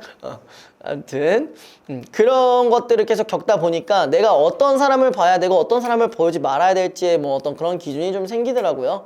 그래서 여러분들도 그냥 뭐 이제 수능 끝나시면 또 자유롭게 이제 노실 거 아닙니까? 뭐 노는 것도 놀고 하고 싶은 것도 하시고 할 건데 최대한 많이 만나보세요. 최대한 많이 만나보세요. 싸우기도 해보고 화해도 해보고 그런 거 다 전반적으로 해봐야 여러분들이 이제 확실히 건강해집니다. 알겠죠? 자, 넘어가 봅시다. 우리 1번에 1번 좀 하고 넘어가자고요. 자, 1번 가는 과거와 현재를 대비하면서 이거 안 넘기셔도 되는데? 거기 바로 앞에 있을걸요? 과거와 현재를 대비하면서 대상이 지닌 한계를 드러내고 이제 하나씩 보자고요. 과거와 현재가 있었나요? 과거와 현재? 딱히 존재하는 게 없습니다. 그죠? 그 다음에 2번 나는 반어적인 표현 없죠. 3번 가는 나와 달리 표면에 드러난 화자. 자, 일단 가에서 표면에 드러난 화자 있어요 없어요? 있죠. 나는 맨발이다. 있죠. 그 다음에 자신의 처한 상황을 제시하고 있다. 그러니까 배이기 전의 상황이니까 제시되고 있죠. 그럼 나도 볼게요. 나는 있죠. 나도 있어요. 표면에 드러난 화자가 있어요. 자신이 처한 상황 있어요. 어디 있어? 꽃을 품고 있는 상황이 있잖아요. 이렇게까지 하시냐고. 여러분들 피드백 하실 때 이렇게까지 하시냐고. 이렇게까지 해야 돼. 진짜로. 자, 그 다음에 4번 나는 가와 달리 높임의 종결 어미를 사용하여. 자, 그러면 가에서는 높임의 종결 어미가 없네요. 얘는 그냥 뭐라고 보시면 돼요? 단정적 어조라고 생각하시면 되죠. 나에선 있습니까? 높임의 하셨지요 있죠? 하셨지요. 그 다음에 또 뭐 그 외에는 딱히 없기는 한데, 그죠? 없네요. 보이세요? 있나요? 못 본 것 같은데 저는. 그리고 대상에 대한 화자의 존중을 드러내고 있다. 뭐야? 꽃에 대한 존중이라고 볼 수 있는 거잖아. 그죠? 4번이 정답이죠. 5번 가와 나는 모두 공간의 대조. 공간의 대조가 둘 다 나타나지는 않았습니다. 그죠? 자, 그 다음에 3번 볼게요. 자, 가, 나의 지금에 대한 설명으로 가장 적절한 것은, 자, 일단 가 같은 경우에 지금은 어때요? 내가 베어지기를 기다리는 살이다라는 걸 기반으로 푸셔야겠죠? 그러면은 나에서의 지금은 어떻게 봐야 될까요? 지금 당신은 내 안에 있지만, 이거는 뭐예요? 아직까지 꽃이 피어나지 않고 그 다음에 어떻게 보내드려야 할지 모르겠습니다 라고 되어 있으니까, 그죠? 그럼 그걸 기반으로 했을 때 바로 찾을 수 있는 부분이 있겠네요. 그쵸? 답이 5번이겠죠? 상처받을 시간이잖아. 상처받고 성숙해진다고 했으니까. 그 다음에 나 같은 경우도 이별의 막막함을 느끼는 시간과 연결이 가능하겠죠. 자, 넘겨볼게요. 4번. 자, 선지만 바로 볼게요. 자, 가의 맹목은 모를 세운 이성을 깨우기 위한 고통을, 그 다음에 적절한 겁니다. 참고로 이거. 나의 귀먹고 눈먼 당신의 모습은 헤어짐으로 인한 당신의 방황을 의미했다. 자, 일단 요거 뭐야? 당신의 방황, 나는 일단 적어도 아니죠. 그쵸? 자, 2번 가의 사근파리는 중심에서 벗어난 불안정한 상태. 요건 맞을까요? 요건 깨진 거니까 그렇게 해석할 수는 있겠네요. 그쵸? 자, 2번 나의 몸부림은 헤어짐을 피하려는 나의 마음을 보여준다. 자, 몸부림이 어디서 났어? 나의 마음이 아니라 이건 누구의 마음이에요? 당신 아니에요? 맞죠? 네. 그래서 틀렸고요. 우리가 어떤 부분이 맞는지 어떤 부분이 틀린 것까지도 정확히 알고 계셔야 됩니다. 자, 3번 가의 맨발은 안정된 상태를 벗어나려는 모습과 대비되는 모습. 그치? 상처 왜? 아니야? 이제 배일 거니까. 틀린 말은 아니잖아요. 그쵸? 틀린 말은 아니에요. 근데 끝까지 한번 봐야겠죠? 나의 실핏줄 터지고 몸뚱이 갈갈이 찢어지고는 성숙을 위한 고통의 순간을 보여주는 것이었다. 뭐 이거는 그렇게 볼 수도 있겠네요. 그쵸? 볼 수도 있는데 근데 뭐가 문제일까? 모습과 대비되는 거죠. 그쵸? 벗어나려는 모습과 대비되는 거. 얘는 오히려 벗어나기 때문에. 그죠? 명확하게 해석을 해주셔야 됩니다. 4번 가의 상처는 안정을 벗어나기 위한 계기가 되고, 요거는 그럴 수는 있을 것 같아요. 그쵸? 일단 나부터 봐야겠네요. 자, 나의 웃음은 나가 헤어짐을 기다리기에는 얘가 막막하다고 하는데 어떻게 기다리고 있어요? 그쵸? 4번에 뒤에는 틀렸습니다. 자, 5번 가의 무엇이나 깨진 것은 칼이 된다는 건 불안정한 상태를 겪는 존재들은 성숙의 과정에 있다는 것을. 맞죠? 그 다음에 나의 부르지 않아도 당신은 옵니다는 개화가 일어날 수밖에 없는 자연의 섭리, 아까 얘기했던 뭐 생명의 순환, 뭐 이런 거 넣어보시면 되겠죠? 그쵸? 답이 5번입니다. 자, 그 다음에 58번. 아마 여러분 58쪽에 보시면은 여러분들이 되게 익숙한 작품들이. 왜요? 빨리 갖다 오세요. 그럼 가시는 길에 메로나 하나씩 사오시면 돼요. 빨리 갔다 와요. 빨리 갔다 와. 아니야. 장난이야. 진짜.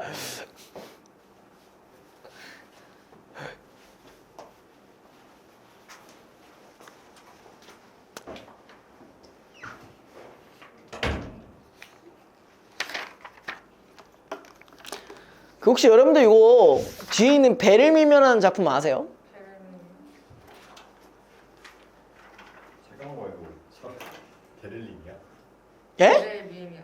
배를 밀며 베를린 말고 베를린이 왜 나와요 대체? 베를린이요? 우리 내가 말을 이상하게 하는 거니 혹시? 그렇다면 인정. 베를린으로 들었어요? 진짜 너무 웃기네.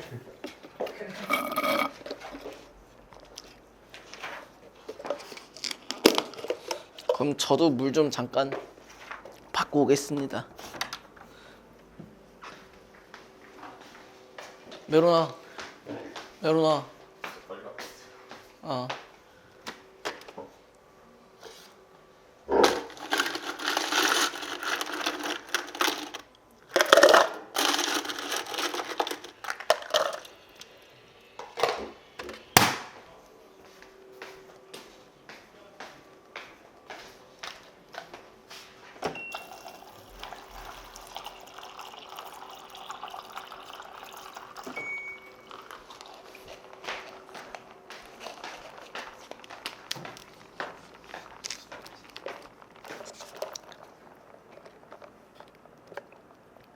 뭐? 은근히 전 여자친구가 궁금해서. 궁금하다고? 나는 내가 근데 그런 거에 대한 내가 타인에 대한 관심이 좀 부족해서 그게 있었긴 있었는데 어떤 사람이었는지 정확히 기억이 안 나. 어쩌다가 그렇게 됐어요? 저도 몰라요. 저 그런 거 잘 모르는데. 남의 연애사 이렇게 궁금해하세요. 너 자꾸 그러다 너 저가 전 여친 생길 수도 있어. 어? 너 전 여친 생기고 싶니? 저희는 신혼집까지 생각해놓은 아 지랄하지 마. 뭔 소리야? 무슨 개 헛소리야. 지랄하네 진짜. 졸라 웃겨 진짜. 어? 될 것 같지? 혹시 몰라요. 저 졸업하고 나서 한 6개월 뒤에 갑자기 청첩장이 날라올 수도 있어요. 아 미쳤다. 아 진심이면 진짜 미쳤다. 왜 뭐야? 뭐 집안 정약 결혼이야? 정리할게. 아니요. 그럼 뭐야? 집안끼리 결혼하는 거야? 원래 엄마 아빠들끼리 다 아시니? 네? 엄마 아빠들끼리 원래 아시는 사이예요? 아니요. 그러면 아니고 이제부터 알고 계시면 되는 거야? 응. 야 씨. 만약 그렇게 되면 오실 거예요, 결혼식? 뭐가요? 청첩장 제가 드리면 오실 거예요. 줄리엣스. 제가 수업이 없다면은 갈 수 있죠? 예. 아, 수업이 없다면 가볼게요. 예. 없을 리가 없다는 얘기겠죠 일단. 평일에 하시지 않은 이상은 아마 네, 있지 않을까. 주말에 뭐 일요일날 하시면 지금은 일단 일요일날 쉬고 있으니까 뭐 일요일쯤에 갈 수는 있겠죠. 예. 토요일 오전에 만약에 딱. 오전이요? 네, 몇 시요, 몇 시? 수업이에요, 아니면 결혼식이에요? 어? 클리닉 수업 딱 시간대. 아 그때 그 시간대라면 그럼 결혼식 가야지. 그건 결혼식 가야지. 어쩔 수 없지. 그거는 경산대에 가야지. 그죠? 제가 12시 수업 그때 수업 하긴 하지만 뭐 그런 한이 있어도 그래도 뭐 그건 갔다 와야죠. 예. 무슨 신혼집까지 생각을 해놓아. 뭐 어디로 생각해놨는데 그래서 저요? 강원도요. 강원도? 단독주택. 단독주택? 네. 그리고 너 이제 군대를 그 강원도 근처로 가고 이제? 아 좋죠.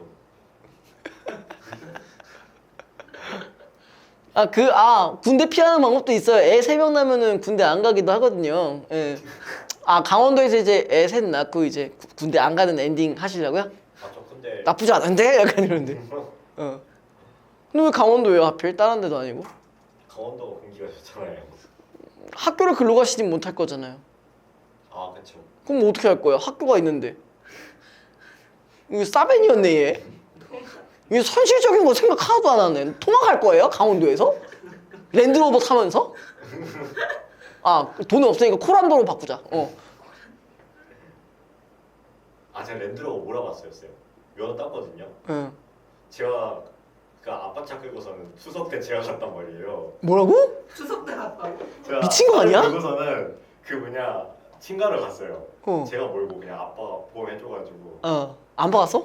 거의 안 먹었죠. 그냥 한 손 좀 바로. 미쳤네. 꼭 이런 애들이 사고 오지게 된다니까 이거. 아니 무슨 벌써부터 아니 강원대 하는 건 좋은데 너 학교 어떻게 다닐 거야? 안 다닐 거야? 통학한다고? 학교를 때려칠 수 있지 않을까. 때려치고 뭐 공 때려치고 여기까지 하는 거 좀 아깝지 않냐? 뭐 하시려고 거기서? 때려치고 뭐 하게? 거기 생각해놨어요? 버섯 농장이요.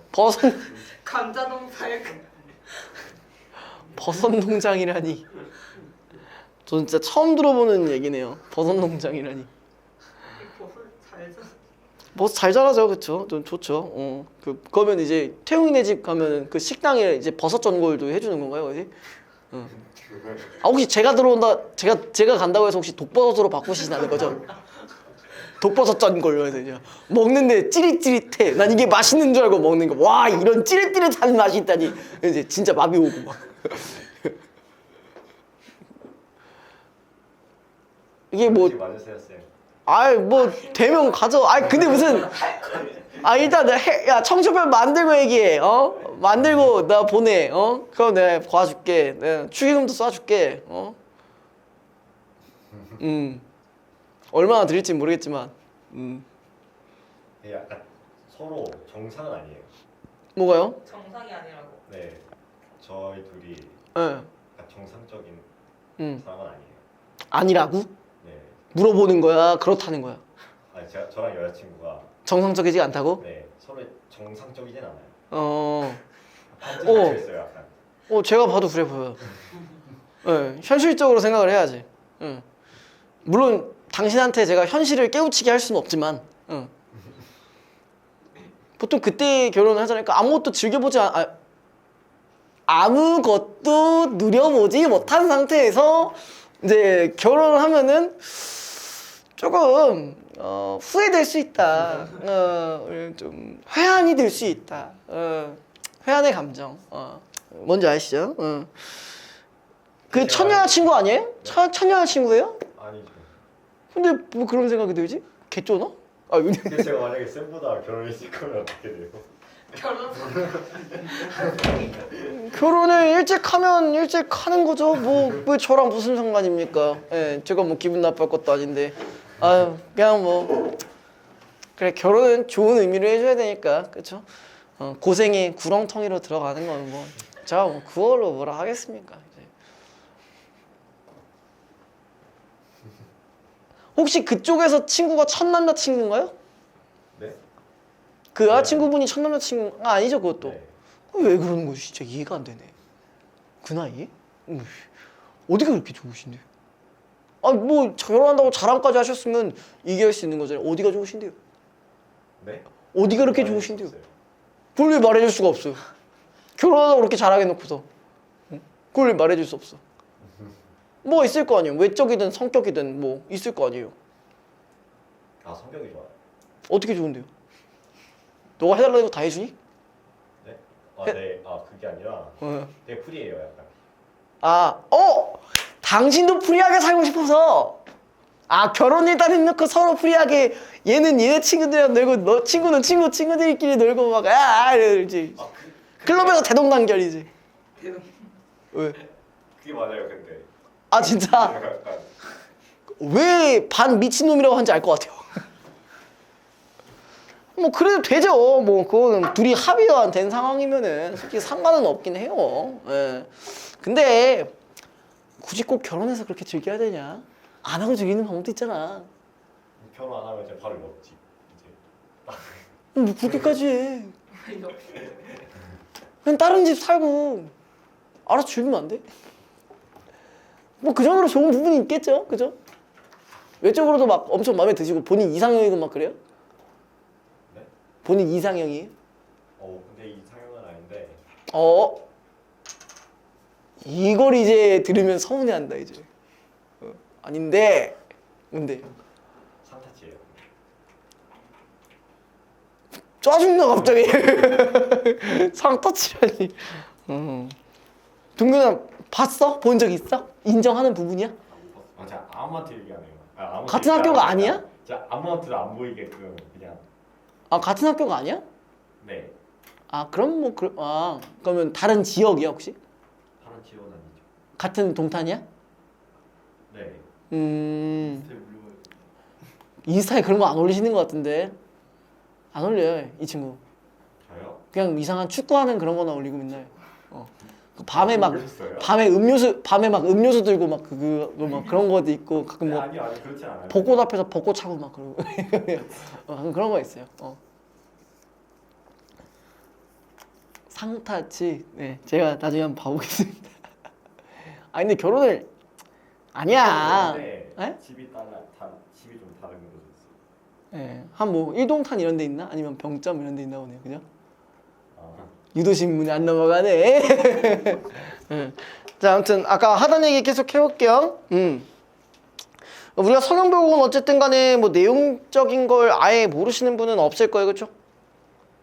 있어요? 있어. 뭐 굳이 얘기하면은 3년에서만 조금 뭐 설명을 해주자면 그 정도는 있을 수 있죠. 근데 어쨌든 얘는 익숙한 작품이지만 그 옆에 있는 그 작품들은 여러분들이 만약에 내신 대비 교재가 그 어떤 특정 출판사였다면은 1단원에 나와 있는 작품입니다. 근데 여러분들이 아마 제가 알기로는 여러분들 중엔 없을 거예요. 그 교과서가. 네. 내년에 교과서가 바뀌죠. 고1 친구들은. 여러분들은 아직 2년 여유로워요. 그렇다고 재수하라는 얘기는 아니에요. 그죠? 자, 아무튼 그 3번에 있는 거 한 번만 볼게요. 3번에 있는 보기 한번 보면요. 가와 나에서는 물과 배를 활용하여 이별의 상황을 비유적으로 나타내고 있다. 자, 일단 두 가지가 있었습니다. 물과 배. 자, 우리가 일반적으로 생각하면 물은 보통 뭐랑 관련이 되어 있죠? 네? 바다요? 그래, 바다는 무슨 기능이 있죠?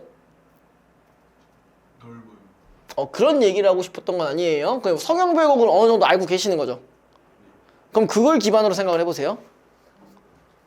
물이, 그쵸? 단절, 그 다음에 이별, 뭐 경계, 뭐 등등으로 아마 있을 겁니다. 그죠? 자, 가에서 물은 애정관계가 끊어지게 된 이별의 상황을 암시하며, 자, 그 이 물이 뭘로 여기서 표현이 돼요? 대동강이라고 되죠, 그쵸? 대동강 넓은지 몰라서 뭐 있잖아요, 그죠? 자, 배는 이별의 상황이 일어나게 되는 구체적 사건을 의미하는 것이다. 그럼 여기에선 그랬다는 거고요. 가에서는 보조적 인물을 등장시켜 그에게 이별의 원인을 전가하여 이에 대한 사랑을 지키려는 화자의 모습이 나타나게 된다. 여기 보조적 인물이 누구였죠? 네, 사공이죠, 그죠? 반면 나의 배는 화자와 애정관계에 있는 대상을 의미하며, 그러니까 나에서의 배는 애초에 사랑하는 대상 자체를 얘기하는 거네요. 그쵸? 나의 입장에서. 그죠? 그 다음에 물은 배가 이동하게 되는 공간이다. 그럼 물 위에 배를 밀어내는 화자의 행위를 통해 애정관계가 끊어지게 되는 변화를 보여주고 있다. 그럼 여기서 배를 민다는 얘기는 결론적으로 뜻이 뭐가 되는 거예요? 이별이 된다는 얘기겠죠. 그죠? 됐어요? 자, 또한 물은 통해 애정관계의 변화에 따른 화자의 심정을 비유적으로 표현하고 있다. 그럼 나는 그런 식으로 해석하면 된다는 얘기였네요. 그쵸? 자, 나 혹시 가 부분에서 좀 설명이 필요하다 있어요? 나 서경불국에서도 좀 알고 가면 좀 좋을 것 같다. 뭐 있습니까, 혹시? 없으세요? 자, 그 다음에 그럼 나 부분만 바로 할게요. 그죠? 자, 그럼 배를 민다. 벌써부터 단정적 어조가 나왔어요. 어떤 상황인 거예요? 무슨 상황? 이별의 상황이라고 보시는 게 좀 더 좋겠죠? 이별의 상황.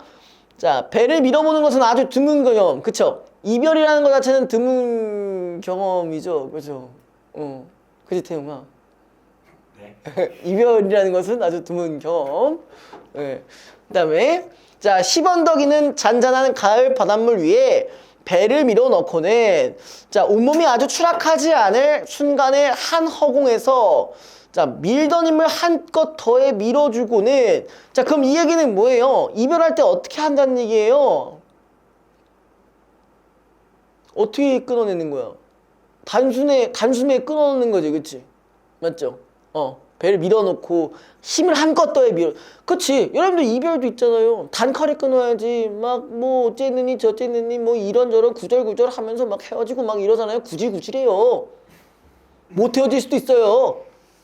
만약에 여러분들이 그렇게 이별 통보를 막 이상하게 막 그 애매하게 해놨어. 근데 거기에 있는 연인분이 뭐 한대? 나 자살할 거야. 이러면 어쩔 건데? 개소름이죠? 네, 그럼 안 되니까 단칼에 끊으셔야 됩니다. 뭘 봐? 나는 그런 일 겪은 적 없어. 걱정하지 마. 저는 멘탈이 건강해서 그런 적이 없습니다. 자, 아무튼 아슬아슬이 배에서 떨어진 손, 순간 환해진 손을 허공으로부터 거둔다. 자, 이 순간 환해진 손, 이 부분은 뭐랑도 연결이 가능할까요? 이별로 인한 허무함도 연결시킬 수 있죠. 공허감, 허무함, 그쵸? 여러분 이별하면 원래 공허감이 생기죠, 그쵸? 모르시나? 자, 이별이라고 한다면요, 이별하는 순간에 공허감이 밀려 들어오는데 이게 남자와 여자의 기간이 좀 다르대요. 이 공허감 밀려오는 게 여자는 헤어지고 일주일까지, 그 다음에는 없대요. 그런 거 점점점 잊어가면서 같이 또 잘 지내고 그런데요. 남자는 반대래요.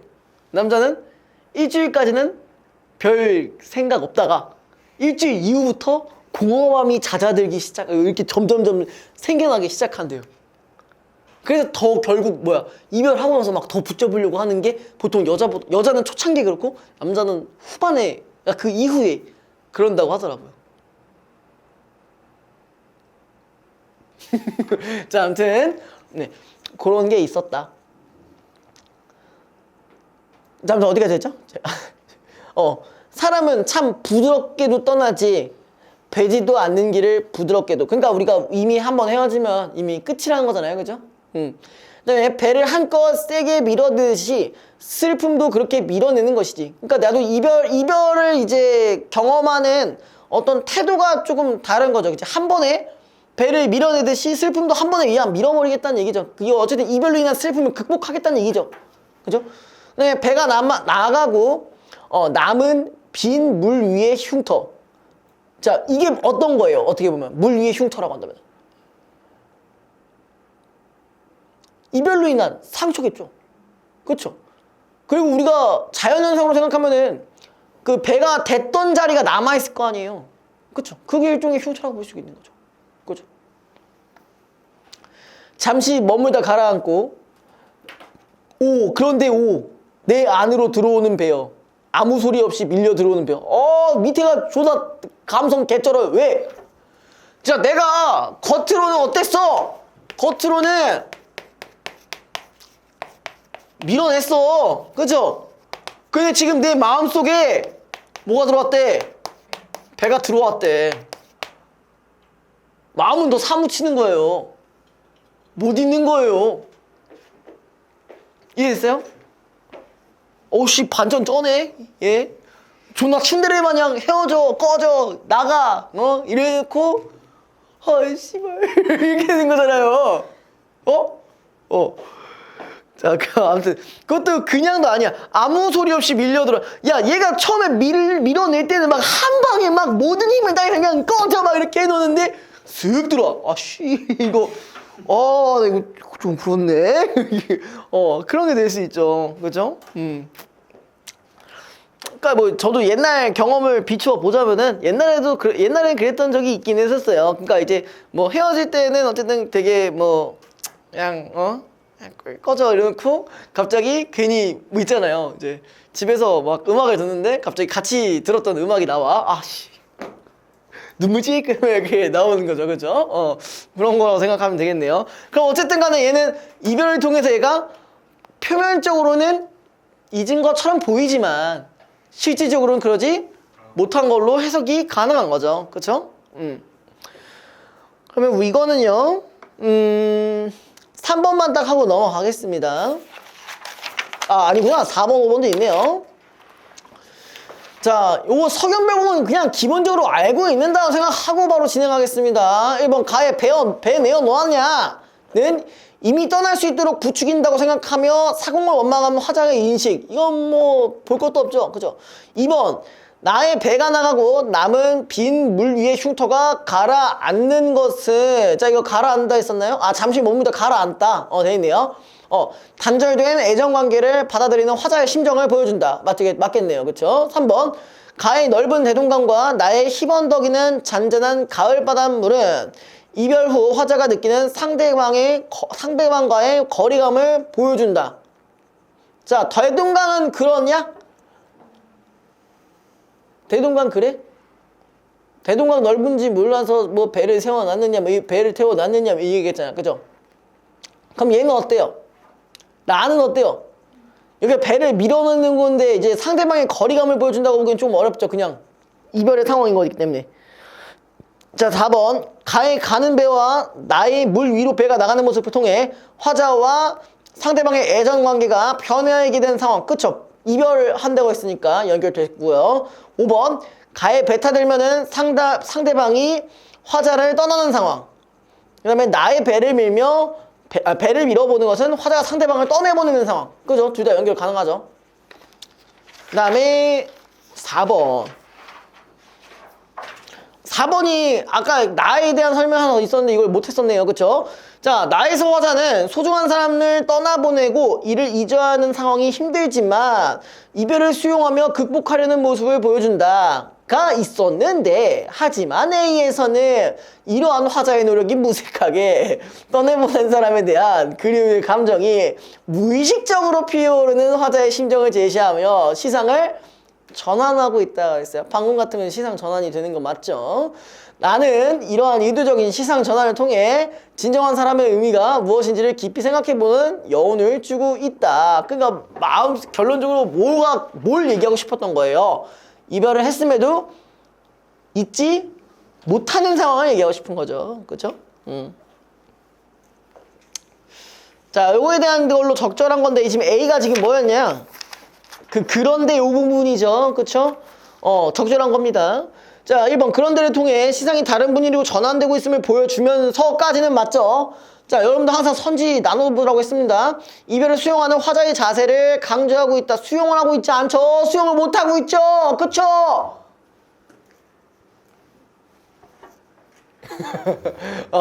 자, 그 다음에 2번 5는 화장의 심정을 나타내는 감탄사로 무의식적으로 밀어낸 배를 다시 찾아야 되는 게 아니라 의식적으로 밀어냈는데 무의식적으로 돌아오는 거잖아. 그쵸? 됐어요? 3번 내 안으로 들어오는 배는 이전에 화자가 극복하지 못했던 그리움의 감정 대신에 화자가 기대하는 새로운 연애였으면 차라리 낫겠지. 왜 그 놈을 왜 또 봐? 왜 또 보냐고. 자, 일단 4번 아무 소리 없이는 A 이전에 화자가 처한 부정적 상황이 화자의 노력에도 무색하게 앞으로도 지속될 것이라는 의미가 아니라 노력했는데 그게 의미가 안 된다는 거잖아. 그치? 지속되는 게 아니라 그 이별의 의미가 없었다는 얘기잖아. 5번 밀어난 배가 밀려 들어오는 상황은 화자가 예상치 못한 상황을 제시하여 이별의 슬픔 속에서도 잊히지 않는 그리움의 심정을 표현하는 거다. 이거에 맞는 말이겠네요. 자, 이제 마지막 비문학하고 마무리 하겠습니다. 어우, 재밌는 지문이네요. 여러분들 이거 조금 되게 봤을 때 힘드셨을 거예요. 그쵸? 이 지문 자체는. 그쵸? 일단 되게 싫게 생겼어요. 그쵸?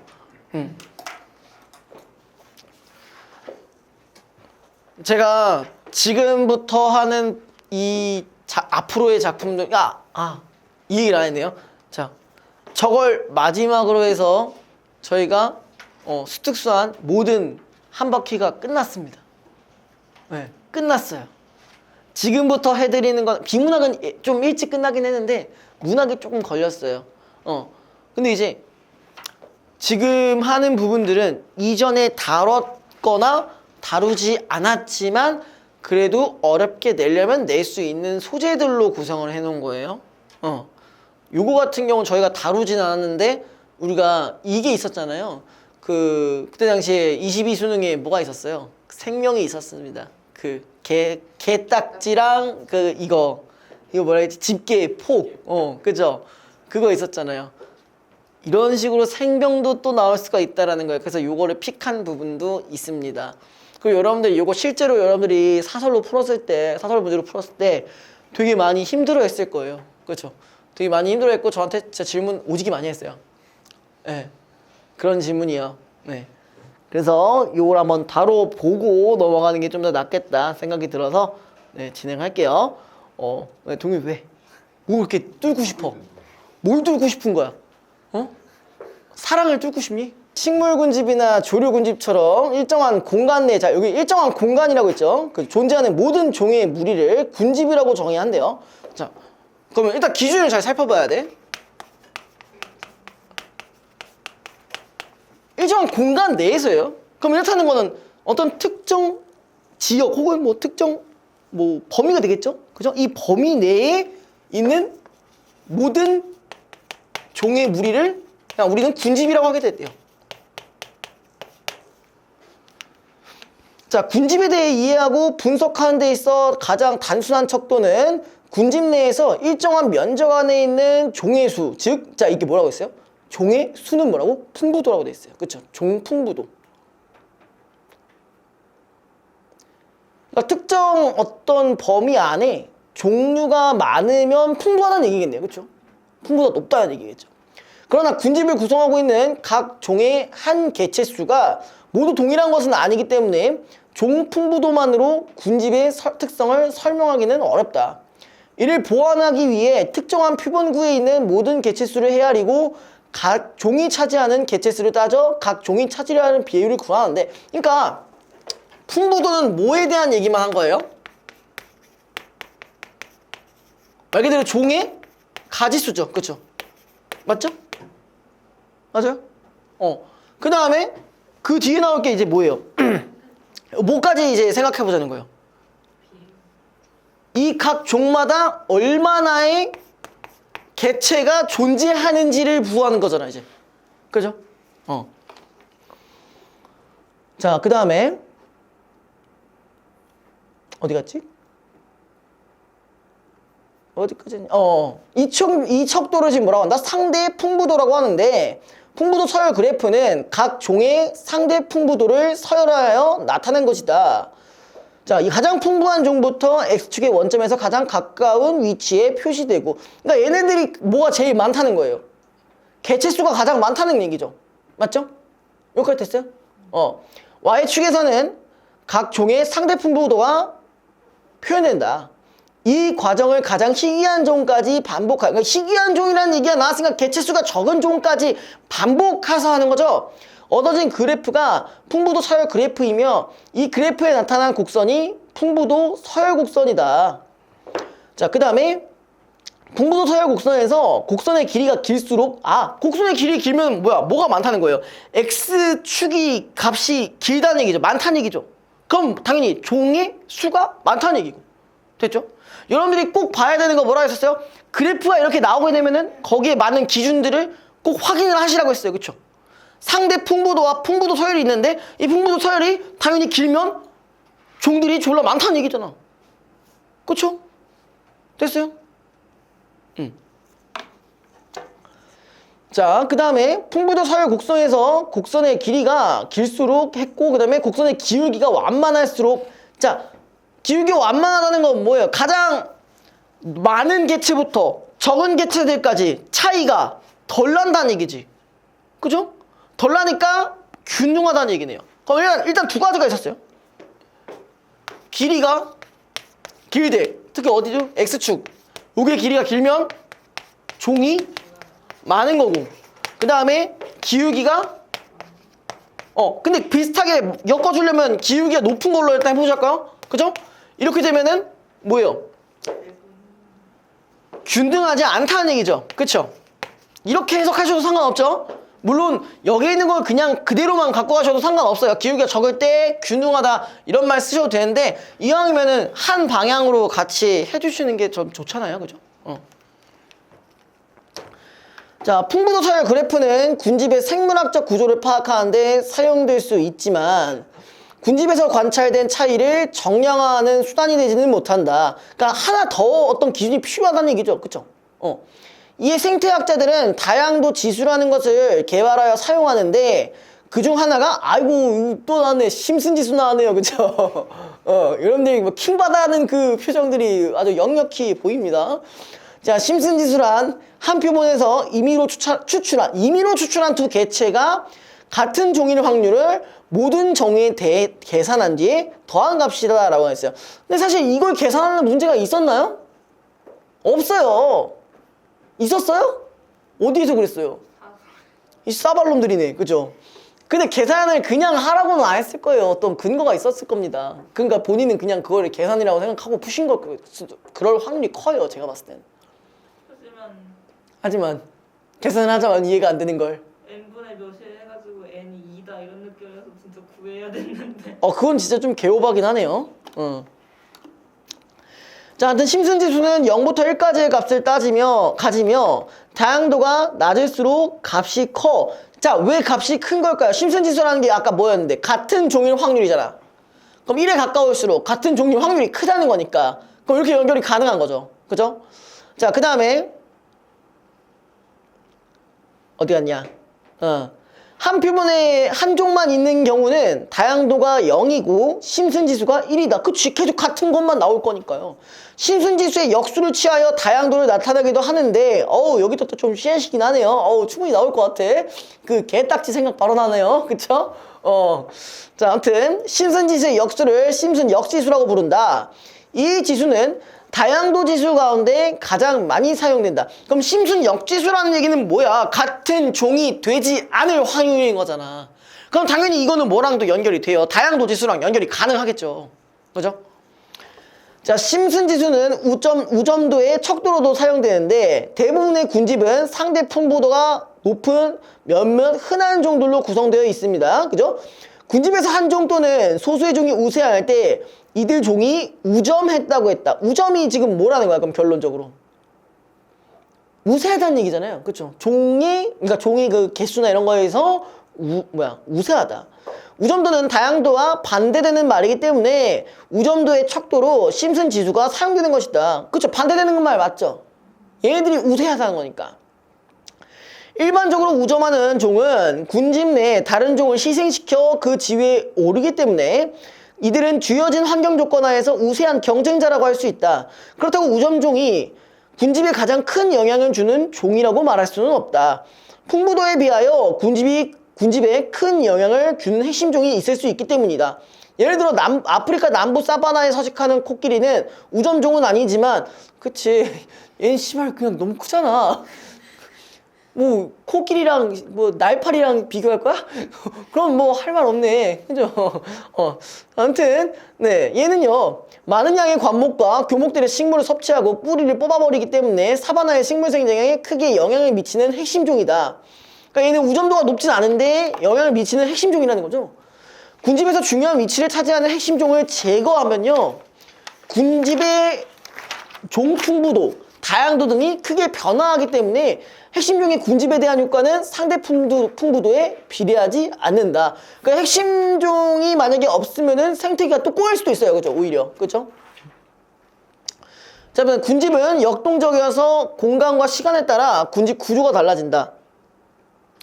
일정한 공간에서 시간에 따라 군집 구조가 바뀌는 것을 천이라고 하는데, 자, 어떤 공간에 최초로 정착한 종은 시간이 지남에 따라 그들의 수가 감소하고 결국은 다른 종으로 교체된다. 대부분의 경우 시간 경과에 따라 우점종이 전환되기 때문에, 그치, 이게 시간이 지나면서 뭐 각각의 지배할 수 있는 우세한 애들이 좀 바뀔 수는 있잖아요. 그쵸? 천이는 우점도의 변화를 가리키는 것이라고 할 수가 있는데, 천이는 1차 천이와 2차 천이로 구분되는데, 1차 천이는 생물이 존재하지 않았던 장소를 생물이 점유하게 되는 것부터 시작하며, 2차 전이는 이미 생물에 의해 점유되었던 공간이 교란된 후에 일어난다. 그럼 보통 이거 교란 같은 경우 어떤 경우가 많이 발생해요? 그 황소개구리라든지 뭐 베스라든지 뭐 그런 거 있잖아요. 그 요즘 무슨 붉은 기거북인가 뭐 이런 것도 있던데. 예. 걔네들 생기면서 뭐 다른 애들 닦다가 막 죽어나가고 막 이런 경우가 좀 있잖아요. 이후에 이제 2차 천이겠죠. 자, 그 다음에 교란이란 이미 존재하는 군집을 부분적 또는 전체적으로 제거하는 모든 과정을 일컫는 말이다. 1차 천이와 2차 천이의 과정에서 우점종이 달라진다는 것은 다양도 역시 달라진다는 의미고, 천이의 과정은 종의 정착과 대치를 통해 진행되는데, 시간에 따른 종의 정착과 대치는 종 풍부도에 영향을 끼친다. 뭐 이거는 계속 지금 여러 가지의 변수들을 얘기하고 있죠. 그쵸? 특히 비생물적인 환경 변화는 1000년 이상의 규모에 걸친 천이 양상을 만들어내기 때문에 생태 전반에 거대한 영향을 미칠 수가 있다. 지구의 온도가 점진적으로 증가하는 수천 년 동안의 지구 변화인 지구 온난화 문제의 뭐 이건 됐고요. 자, 이거는 재밌는 문제들이 많아요. 2, 3, 4번 해버리시면 되겠네요.